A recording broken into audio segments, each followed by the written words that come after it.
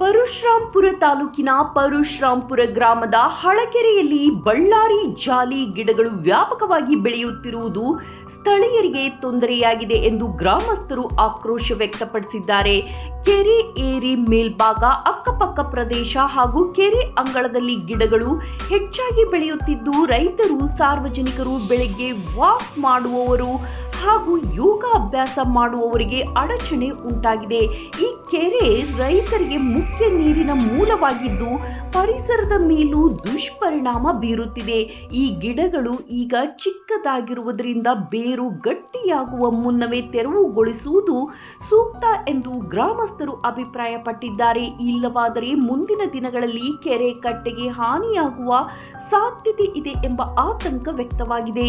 ಗ್ರಾಮದ ಹಿರಿಯರು ಉಳಿಸಿಕೊಂಡು ಬಂದಿರುವ ಈ ಹಳಕೆರೆಯನ್ನು ಯಥಾಸ್ಥಿತಿಯಲ್ಲಿ ಕಾಪಾಡಲು ಸಂಬಂಧಪಟ್ಟ ಅಧಿಕಾರಿಗಳು ತಕ್ಷಣ ಕ್ರಮ ಕೈಗೊಳ್ಳಬೇಕು ಎಂದು ಸಾರ್ವಜನಿಕರು ಒತ್ತಾಯಿಸಿದ್ದಾರೆ. ಉದ್ಯೋಗ ಖಾತ್ರಿ ಯೋಜನೆ ಅಥವಾ ಇತರೆ ಯೋಜನೆಗಳ ಅಡಿ ಗಿಡಗಳನ್ನು ತೆರವುಗೊಳಿಸುವಂತೆ ಮನವಿ ಮಾಡಿದ್ದಾರೆ.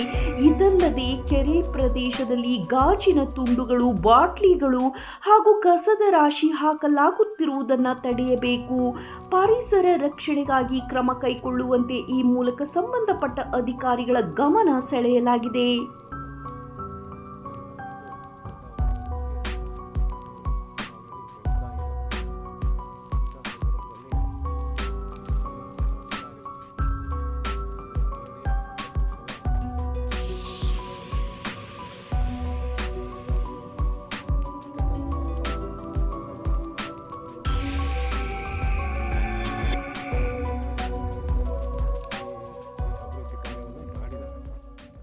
ಆದರೂ ಕೂಡ ಈಗ ಮತ್ತೆ ಸಾಕಷ್ಟು ದಾರಿ ಕೂಡ ಇಲ್ಲದೆ ಗಿಡಗಳು ಬೆಳೆದಿದ್ದಾವೆ.